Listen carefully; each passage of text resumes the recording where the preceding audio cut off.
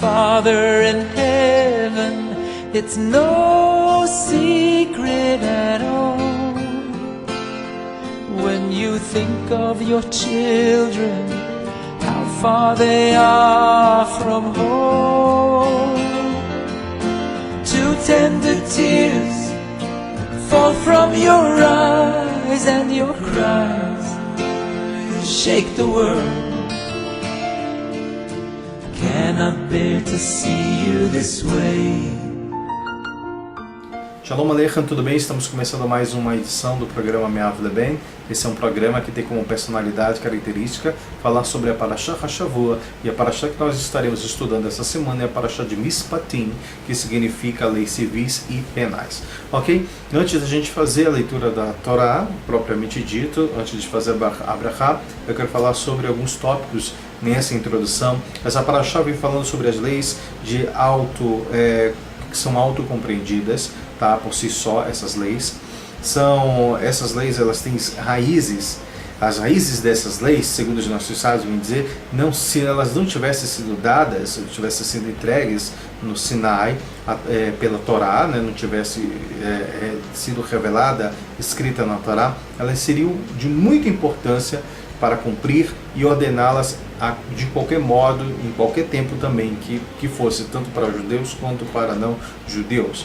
Tanto é verdade isso, essa afirmativa, que é normal se encontrar muitas vezes alguns elementos dessas leis da Torá nas leis contemporâneas, ok? Nas leis seculares, que seja idêntica à lei da Torá. Então não estranhe muito se você acabar encontrando uma determinada lei, né, nos países, na nossa vida contemporânea, que seja semelhante às leis da Torá.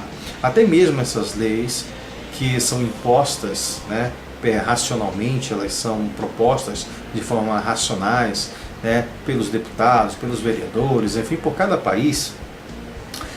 Essas leis que elas podem ser propostas pela mente humana, elas devem ser observadas também como sendo leis do Sinai, tá? Mas nesse caso aqui que eu estou falando sobre isso, sobre muitas pessoas podem dizer que as leis da Torá são leis meramente humanas, são leis que foram inventadas pelos homens. Algumas pessoas vão dizer que são anti-Torá, vão dizer que toda a Torá foi escrita por homens. Isso não é verdade, Deus livre, não permita. Paz e Shalom.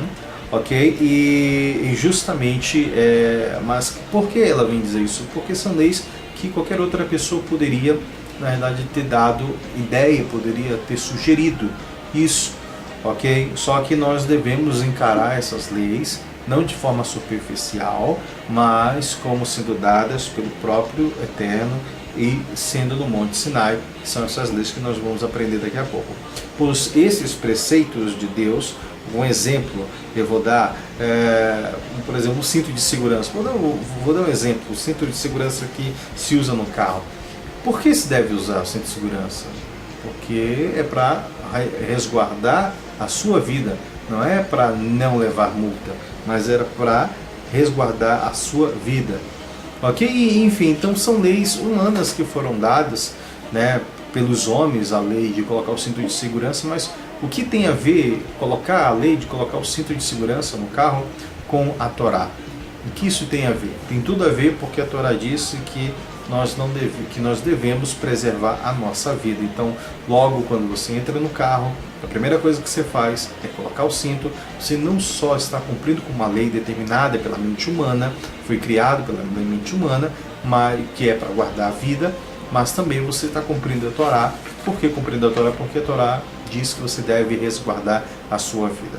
Ok? Mishpatim também traz uma mensagem que até a própria essência da racionalidade, de gente pensar, também foi implantada no Sinai. Então nós podemos entender que se hoje a humanidade ou algum homem sugere uma lei, essa lei também ela foi liberada, ela foi dada permissivelmente para a humanidade depois do advento que aconteceu no Monte Sinai.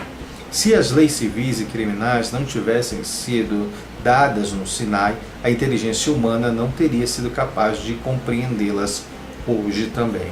Então hoje nós só temos esse amadurecimento para compreender as leis, né? Por que respeitar leis? Por que os países têm as suas leis? Diz os nossos sábios, devido a essa revelação do Sinai, que através dessa revelação, se não tivesse dada, os homens não iriam compreender as leis. A racionalidade, e essa racionalidade, ela foi liberada também à humanidade através do Monte Sinai. A racionalidade é o resultado da vontade de Deus, revelando também a sua Torá. Então, isso é racionalidade. Vamos ser racionais. A racionalidade é nada mais, nada menos do que o resultado da Torá. Porque foi isso que o Eterno quis para a humanidade, não só para os judeus, como para a humanidade. Pois a Torá é a planta que foi usada para criar um mundo, diz os nossos sábios. Logo, a mente humana tem a sabedoria de Deus, que foi resultado do Monte Sinai. Então, quer dizer, qualquer outra pessoa que tente se envaidecer pela sua sabedoria, não se deve se envaidecer, porque essa sua sabedoria também vem de Hashem, ok? Agora sim, vamos entrar então na leitura da Torá, na primeira aliá, que começa do capítulo 21, do versículo 1 até o 19. Vamos fazer a brachá, Baruch atah Adonai Eloheinu melech haolam, asher bachar banu mikol chami venata lanu et torato, Baruch atah Adonai, não tem Torá, amém e amém. A Torá começa falando as leis dos escravos, começa com as leis dos escravos, e estas são as leis que você deve colocar diante deles. Se você comprar um escravo, o hebreu, ele trabalhará por 6 anos, mas no 7º ano ele sairá em liberdade sem ônus nenhum. Aqui é muito interessante isso que nós vemos hoje, agora há pouco tempo estudando sobre história, entrei nessa nova fase para estudar, para me formar em professor de história. Nós vemos aí a história da conquista planetária, que depois resultou também no capitalismo mundial, né, na introdução do capitalismo mundial. Depois a gente vai ver também aí os outros países-estados, outros continentes sendo conquistados pelo Ocidente e implantando ali a escravidão também como mão de obra para a implantação do capitalismo, enfim, do mercantismo. E aí a gente vê que em todo esse tempo aí não existia isso. Agora há um pouco mais de 500 anos atrás, as pessoas que trabalhavam não tinham direitos básicos, aliás, não tinham direitos nenhuns, eram escravos mesmos. E esses escravos não tinham direitos, eram tratados como animais sem alma, e por esses outros povos, e pelo domínio do povo do Ocidente, né, que começou na Europa. E a gente vê que ali não existia a valorização da vida, o respeito ao ser humano, e a Torá, há mais de 3.000 anos, ok? Muito mais de 3.000 anos, vem trazendo o quê? Vem trazendo justamente o respeito que você deve ter pelo ser humano e pelo escravo. Então você vai ver que o conceito de escravo na Torá é completamente diferente do que o conceito de escravidão que se teve no início aí da conquista planetária no Brasil e em outras partes do mundo, que ocorreram escravidão. E infelizmente hoje nos nossos dias ainda existe regime de escravidão de trabalho, escravidão, tem os trabalhadores escravos que são trazidos para trabalhar no campo e acabam vivendo em situações de servidão e sem nenhum saneamento e etc. E a Torá já traz essa preocupação. Então ele fala que ele trabalhará 6 anos, mas o 7º ele deve ser libertado, ok? Porque Deus não fez o ser humano para ser escravo de outro, ok? Infelizmente isso acontece por várias circunstâncias, mas o Eterno deu através da Torá essa grande sabedoria, ok? De até como tratar o escravo. Se ele era solteiro, diz aqui a Torá falando, ele sairá solteiro. Se era casado, o seu senhor deve prover para ele uma família, ok? E sairá com a sua mulher, etc. Se o seu senhor der uma mulher para ele, e ela der filhos a eles, a mulher e os seus filhos permanecerão, e ele sairá sozinho.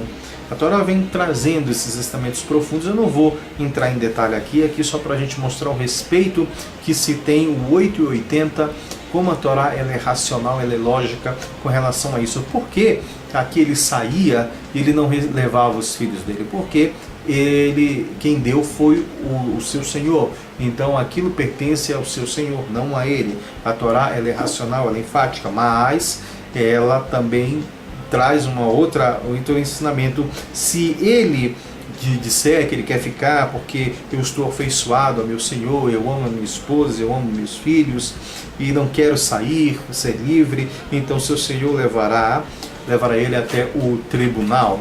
Aí existe um outro processo junto à porta, aos umbrais, tá? O seu Senhor então perfurará a sua orelha. Existe todo um processo. O seu Senhor não manda, não discrimina, ele não maltrata. Então tem uma série de ensinamentos com relação à escravidão aqui. O escravo, aqui, ele então servirá para sempre até o próximo jubileu. A Torá diz que ele servirá para sempre, mas existe aqui um parênteses que fala que ele servirá até o jubileu, sempre dando a oportunidade do homem de se tornar livre. Deus deu o livre arbítrio para os seres humanos. E Deus sempre traz a oportunidade para que o homem seja livre.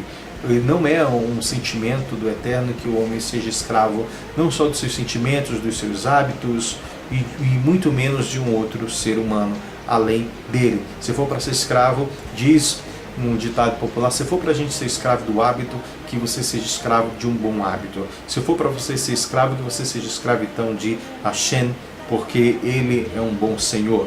Se o homem então vende a sua filha, que vem falar de um outro tema, do homem que vende sua filha como serva, ela não será libertada como escravas não judias são libertadas, quer dizer, não é de qualquer forma.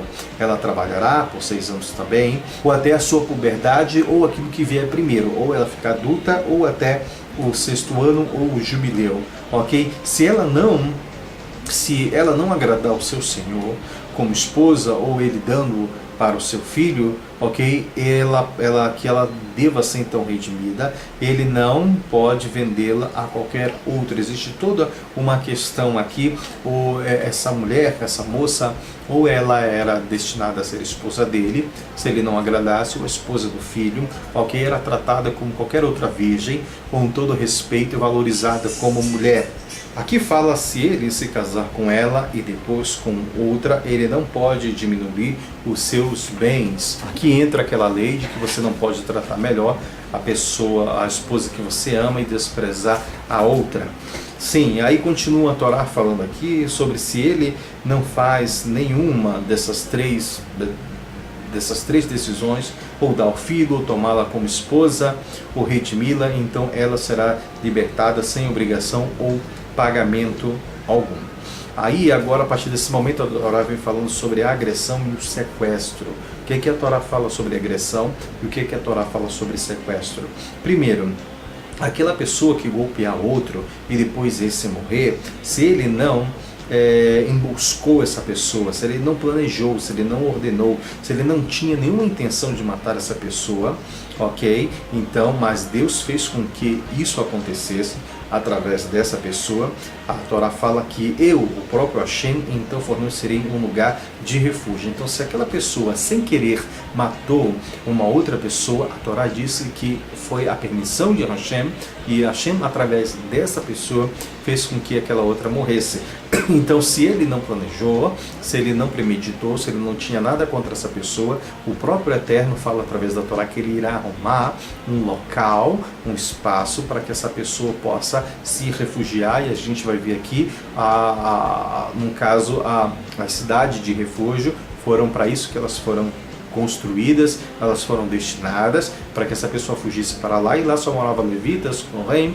Então aquela pessoa, ela iria, na verdade, ser tratada no seu caráter, ok? E mudar caso ela tenha cometido esse erro, para reparação. Se uma pessoa planeja, então ela deve ser levada à morte, ou até um Kohen de seu templo, ok? Do seu altar. Ele fala aqui que até se for um Kohen, ok? Ele deve ser levado. Se essa pessoa planejou, premeditou, ela deve ser condenada sim. Quem feriu seu pai ou sua mãe deverá ser morto, porque por estrangulamento. Olha só o que fala. Aqui a Torá não fala se matou, mas fala quem ferir, né? Ou quem agredir o seu pai deve ser morto também por estrangulamento. É uma das leis muito pesadas que existe na Torá. Se uma pessoa sequestrar um homem e é vista em seu poder, então será morto também. Quem amaldiçoar seu pai e sua mãe será morto, porque por apedrejamento. Então aqui não é só se ferir, aqui uma outra lei com relação aos pais, mas aquele que amaldiçoar será morto por estrangulamento.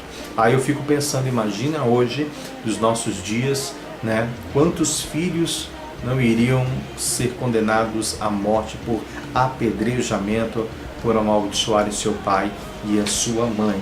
Bem, se dois homens brigam, continua a Torá falando, se dois homens brigam e um deles atinge com uma pedra ou punho e ela morre ou fica acamada. Então aqui vai falando sobre se dois homens brigam e um deles atinge com uma pedra ou punho, ou seja, uma outra pessoa, e essa pessoa morre e não fica e fica acamada, ele se levantou depois e o que tinha sido golpeado é absolvido. Ele deve pagar pela perda de trabalho e deve promover a sua cura completa. Aqui significa o caso de duas pessoas que estão brigando e de repente ela acaba ferindo, batendo nessa pessoa com pedra ou com punho, e essa pessoa fica acamada, fica no hospital, e se ela se levanta e volta à sua saúde, essa pessoa que agrediu deverá pagar não só pelos danos, pelo tratamento e etc. Agora, se ela morrer, ele é passível também de culpa. O Rashi diz eler, separação de assuntos, e veler, uma adição ao assunto discutido antes, ou seja, essas leis foram também dadas no Sinai. O que significa isso? Significa que se a gente for achar que essas leis foram dadas depois e que elas não têm mesmo o peso que a Torá tem, não é para esse pensamento não é correto, porque a Torá justamente traz essas duas palavras, ok? Quando fala que eler e veler significa justamente que há uma adição, nesse caso aqui a Torá, uma adição aos assuntos passados, que foi a revelação da Torá, então eles têm os mesmos pesos, ok?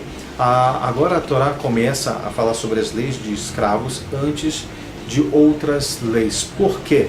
Porque a Torá fala sobre o caso de escravos antes de outras leis.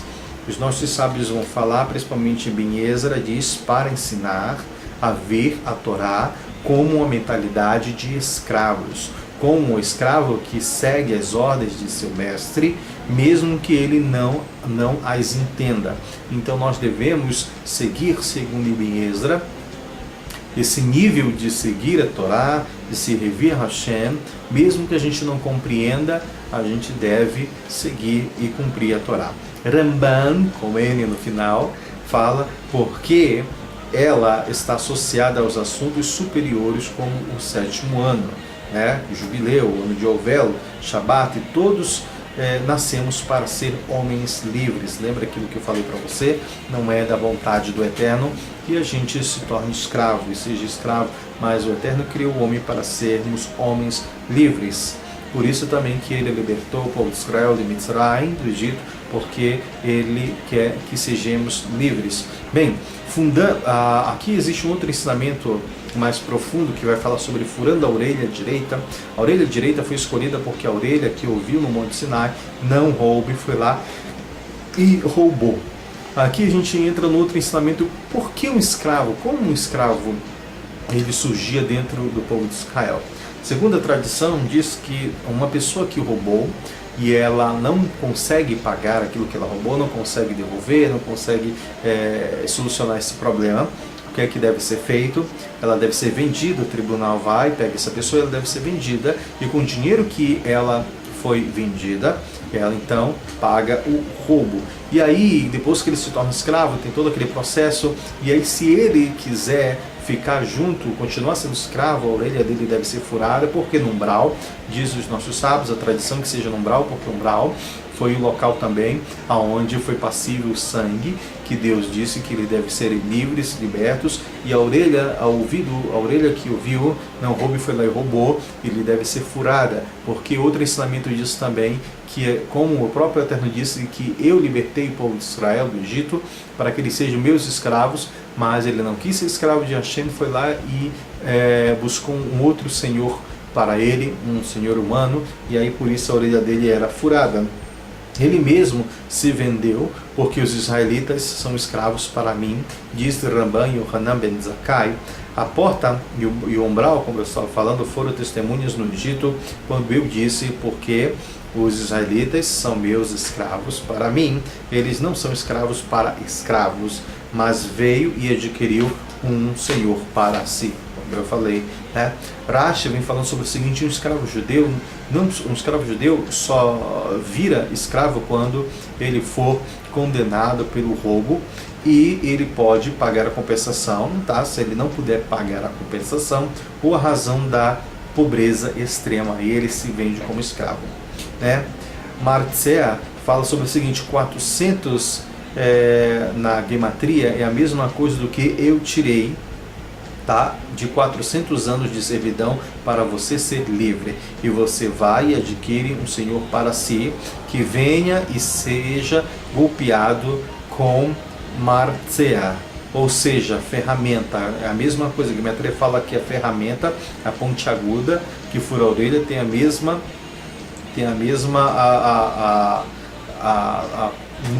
numerologia, o número de 400 da Gematria, que é por isso de 400 anos. É uma coisa que liga a outra. Mesmo com extrema fome e necessidade, diz a Eterno, nunca roube, ok? Não é aceitável o roubo. Não se pode conseguir nenhum ganho real transgredindo a vontade de Hashem. Essa é uma lei que nós aprendemos, que não se tem ganho nenhum transgredindo a Torá. E aqui o Zohar vem trazendo um ensinamento muito interessante. Eu vou ler aqui no Sefer para vocês, tá? O escravo cananita se refere às fases iniciais do serviço divino do homem, quando ele tem de superar a influência da alma animal, que deseja os prazeres mundanos. Isto é realizado sobre o medo do mestre, tá? E a aceitação de seu jugo. A pessoa coage sua alma animal para se conformar aos desejos do mestre, pelo menos no nível prático. O escravo hebreu. Quem é o escravo hebreu? Segundo, o Zohar vem falando que o fato da escravidão simboliza a descida da alma ao corpo. O escravo hebreu alcançou um nível mais alto.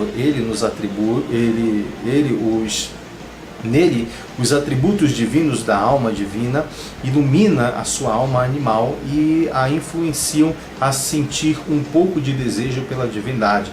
Não obstante, os desejos mundanos da alma animal não foram completamente aquietados ou subjugados. O nível mais alto do serviço divino é simbolizado pela serva hebreia. O que significa a serva hebreia? A lei decreta que uma menina hebreia pode ser vendida por seu pai só se o comprador tem um filho legível para a menina, segundo Ramban, nas leis de escravos. E a meta da servidão feminina é o matrimônio, unificação com um cônjuge. Semelhantemente, quando a alma é enviada à sua viagem até a terra, até o seu corpo terreno, a meta final dessa unificação total é o matrimônio com Hashem. Assim, a serva hebreia representa as pessoas cujos desejos e prazeres mundanos foram completamente purificados e passaram a desejar somente a divindade. Então, olha que ensinamento profundo nós temos. Outro ensinamento profundo que os nossos sábios vêm nos ensinar é falar sobre o seguinte: durante os 6 dias de trabalho, a pessoa pode ficar tão imersa no físico que quando o Shabat vem, ela acaba chorando.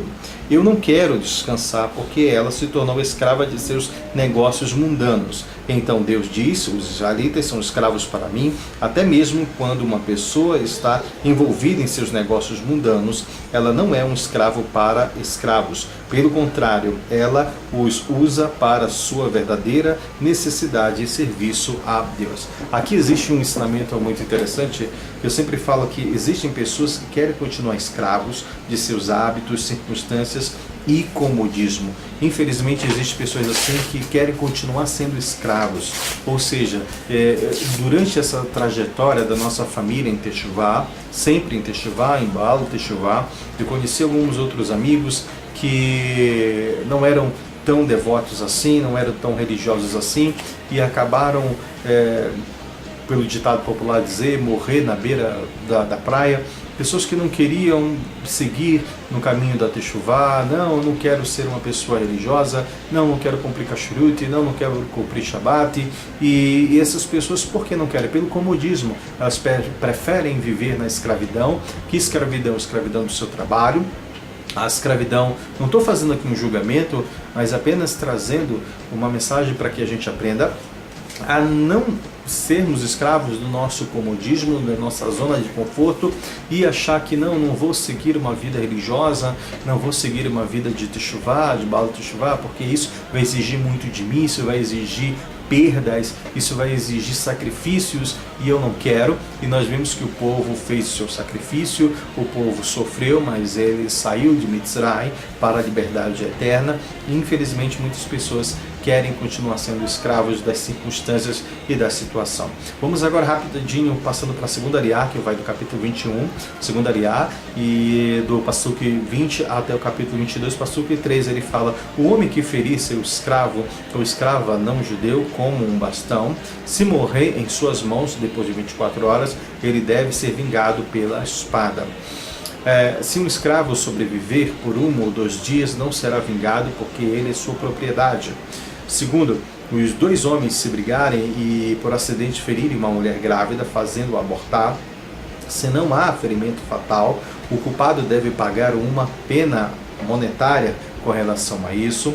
Se um homem se houver um ferimento fatal, então deve-se pagar vida pela outra vida, ou seja, não é ele matou, ele tem que morrer também, mas é o valor daquela vida que foi perdida. Deverá ser pago o valor de um olho por um olho, de um dente por outro dente, de uma mão por uma mão, de um pé por outro pé. O que isso significa? Aquela velha lei que as pessoas não interpretam de maneira correta, porque não conhecem a tradição judaica, que diz olho por olho, dente por dente, o mundo acabará cego e desdentado. Não é por aí. Significa que se você ferir um pé, você vai pagar o preço de um pé. Se você ferir uma mão, você irá ressarcir o preço de uma mão. Se você ferir um olho, você irá então pagar referente a um olho, ok? Então é com relação ao nível de danos que você irá ressarcir, irá pagar olho por olho, dente por dente, é dessa forma. Por quê? Por compensação pelo sofrimento. É por isso que ele deveria pagar. Ele pagaria pela compensação pelo sofrimento causado ao seu próximo. Queimadura por queimadura, ferida por ferida, contusão por contusão. Aqui outro ensinamento é: se uma pessoa acaba atingindo seu escravo um olho e o destrói, ele porá o seu escravo em liberdade como compensação por esse olho que ele acabou ferindo. Se arrancar um dente de seu escravo ou escravo, ele será levado, ele será libertado também como compensação por seu dente. Então a gente vê como a Torá, ela preserva o escravo. Só que aqui a gente vê, será que os judeus eram tão maus assim para ferir o olho ou arrancar um dente? Como é que pode uma coisa dessa? Não. A tradição diz o seguinte: se você tomar um escravo para si e na hora de dormir você tiver um travesseiro confortável de pena de ganso e o seu escravo não tiver, você deve tirar o seu travesseiro e dar para ele. Olha que coisa interessante. Será que a forma de escravidão dos outros povos eram desse jeito ou são desse jeito? No judaísmo, se você estiver dormindo numa cama macia, numa cama box, bonito, com um colchão bonito, e estiver dormindo ali com cobertor e o teu escravo estiver com frio, você tem que dar isso para ele, ok? E dormir no chão. Mas ele tem que ter o melhor. Ou seja, você tem que dar aquilo que você tem para ele. Se você dorme num travesseiro confortável, ele também deve dormir. Isso é o respeito ao ser humano. Bem, outro ponto interessante que a Torá vem trazendo é sobre negligência e roubo. Vem falando: se um boi ou qualquer outro animal chifrar um homem ou uma mulher e morrer, o boi deve ser morto, tá? E deve morrer, deve ser apedrejado, e sua carne não poderá ser comida, e o dono do boi é inocente. Se o boi atacou, não, é a mesma coisa do que ultimamente a gente vê, acontece muito, um cachorro, um pitbull foi lá e mordeu, mas o dono prendeu, o cachorro soltou, etc. Quer dizer, o dono tinha cuidado, esse cachorro deve ser morto, ele deve ser apedrejado, ok? O dono é inocente, porque o dono prendeu o cachorro, foi um acidente, aconteceu, foi um acidente. Se bem que a Torá fala que também seria viável que ele pagasse os danos porque foi o cachorro dele. Se o boi tinha o hábito então de chifrar ontem, anteontem, e o dono foi advertido, mas não guardou e matou um homem ou uma mulher, o boi é apedrejado. E também o seu dono é morto pelos céus, ok? E o resgate deve ser imposto e deve pagar também o que aconteceu. Bem, a mesma coisa do que nós falamos agora, se o cachorro que é acostumado a ser bravo e ele solta e o dono é negligente e deixa que o cachorro solte, o cachorro vai lá e ataca uma outra pessoa, ele deve pagar por isso sim, porque ele sabia que o cachorro era agressivo. E aqui vem falando, se o boi chifrar um escravo, deve dar 3 shecalim de prata ao seu senhor e o boi deve ser apedrejado.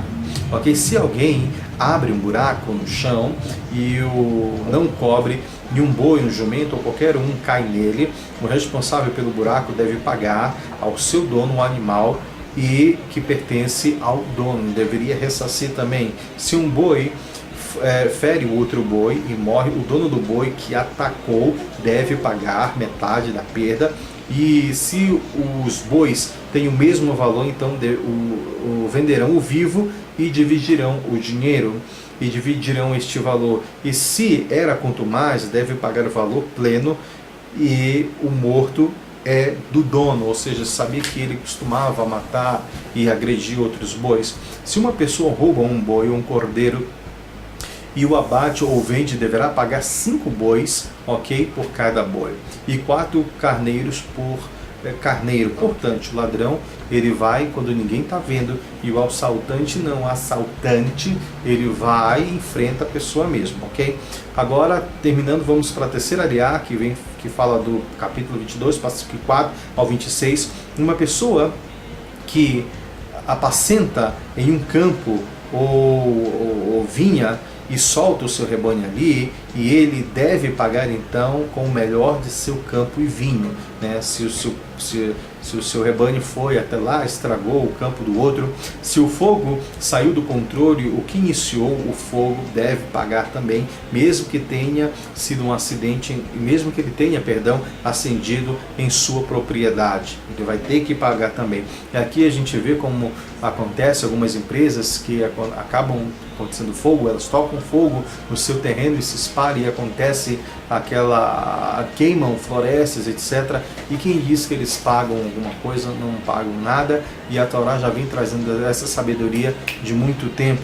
Aí aqui, a partir desse momento, vem falando sobre os 4 guardiões, tá? Se uma pessoa dá a outra dinheiro, artigos para guardar, sem remuneração, e é roubada, se o ladrão é encontrado, se o ladrão não é achado, o dono da casa vai ao tribunal, e aí ele jura ali que ele não pôs a mão na propriedade do seu próximo, então ele está isento de pagar ou de fazer a compensação. Agora, se houver desonestidade em qualquer outra coisa que foi perdida e for encontrada, ele irá pagar 2 vezes, duplamente irá restituir. Se eu dou a um amigo um jumento, boi, cordeiro, qualquer outro animal para que guarde, e eu pago, na realidade, para ele guardar isso, e ele morre, ou é mutilado, ou é capturado, ele jura diante de Hashem que não tocou, e o dono deve aceitar o juramento dele, e ele não há necessidade dele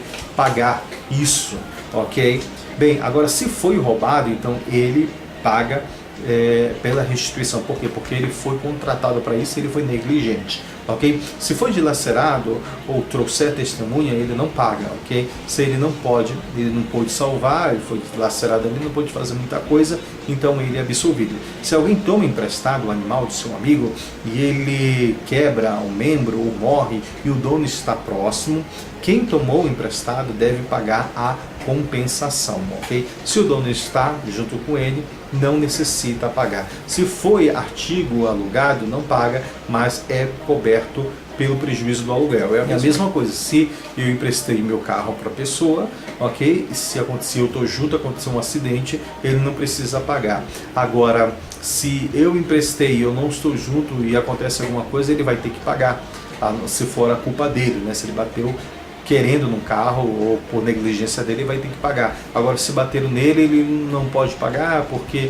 foi um acidente. Agora, se eu aluguei, ele não precisa pagar porque o valor do aluguel já cobre tudo isso. Bem, aqui a Torá prossegue falando sobre os comportamentos ilícitos e idolatria. Tá? O homem que seduz uma virgem não casada e dorme com ela, ele deve pagar um dote e casar com ela, ok? Isso acontece muito hoje em dia, né?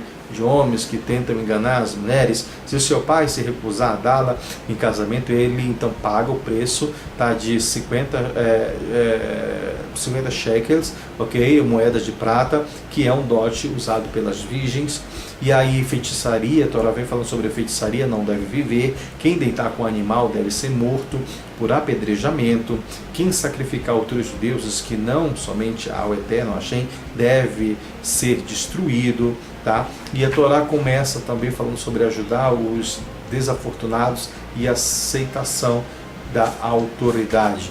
Vamos ver, já encerrando, não moleste verbalmente o estrangeiro, não oprima, porque vocês foram estrangeiros em Mitzray, no Egito, não oprima uma viúva ou órfão, se oprimirem, eles clamarão a mim e eu ouvirei o grito deles, minha ira se acenderá e matarei vocês pela espada, suas esposas ficarão viúvas e seus filhos órfãos. Olha quão importante é você tratar bem o órfão, a viúva e o estrangeiro, ok? Quando emprestar dinheiro, priorize o meu povo, tá? O pobre e os que estão com você. Se não puder pagar, não haja como se fosse um empréstimo, não tome juros dele, ou seja, se você emprestar dinheiro para uma pessoa e ver que essa pessoa não pode pagar você, não peça mais, não fique cobrando ela, e se pegar algo como garantia, você deverá também devolver à noite, pois esta é a única coberta que ele tem. Como dormirá? Se ele clamar a mim, eu ouvirei, pois eu sou misericordioso, não amaldiçoe juízes e não amaldiçoe um líder de seu povo. Olha quanto importante é algumas mitzvot aqui, que o Eterno, ele realmente intervém diretamente quando uma pessoa que não tem culpa, uma pessoa que está sofrendo, o Eterno, ele ajuda essa pessoa, ele fala que ele irá clamar e o Eterno castiga. Então é algo muito importante da gente não machucar essas pessoas. O Talmud fala sobre o seguinte, sobre os guardiões, né? Os guardiões falam sobre o seguinte: um que não é remunerado, tá? Ele jura pela perda, tá? E é perdoado. Ele jura que ele não pegou nada e é perdoado. O que pega emprestado, paga por tudo que foi emprestado. O remunerado, ele jura que ele não pegou, que foi assaltado, foi morto, tá? E o locatário, esse paga por tudo que ele é restituído pelo valor daquilo que ele pagou. Okay? E para finalizar, eu vou falar o que a Hassidut explica sobre os guardiões. O guardião não remunerado representa um indivíduo que sente que ele só foi criado para servir a Hashem. Ele vê a sua vida e sua posse como propriedade divina, que foram colocados em sua confiança, e ele não sente que Deus lhe deve qualquer coisa para compensar seus esforços. Eu já pensei dessa maneira. Bem, o que pega emprestado se beneficia do que ele pede emprestado, e o dono não desfruta de nenhum benefício. Isto representa um indivíduo que busca somente a sua própria satisfação.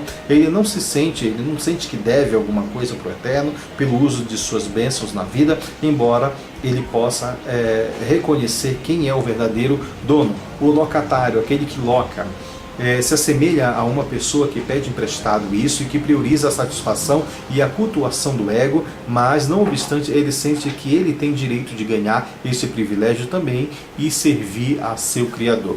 E o último, guardião remunerado, é como aquele guardião como o guardião não pago, nisso que vê o cumprimento da vontade de Hashem como propósito da vida real. Ele difere só nisso, em guardar para si uma pequena quantidade de alto interesse, sentindo que ele também merece alguma independência em troca de seu trabalho como guardião da propriedade de Hashem. Eu me enquadro aqui no primeiro, né? O primeiro que fala que ele vê a sua vida e suas posses como propriedade divina, que foram colocados em sua confiança, e ele não sente que Deus lhe deve qualquer coisa para compensar seus esforços. É aquilo que eu disse, chegou um momento na minha vida que eu achei que eu não deveria pedir nada para o Eterno, eu não me sinto à vontade de pedir nada, só a vida que Ele me deu já basta muito, e eu sou muito devedor com relação a isso. E eu quero encerrar aqui com o que Or HaChaim fala para a gente com relação a emprestar dinheiro.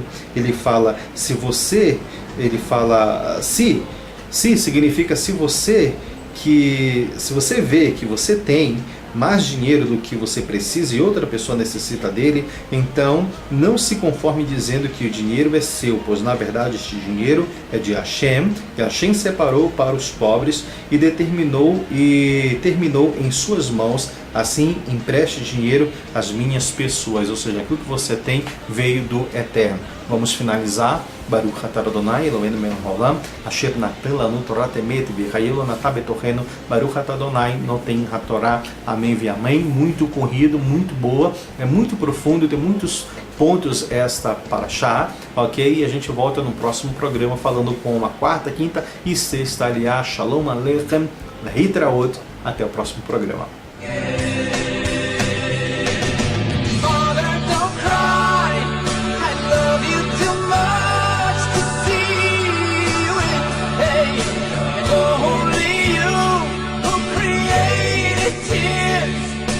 Wipe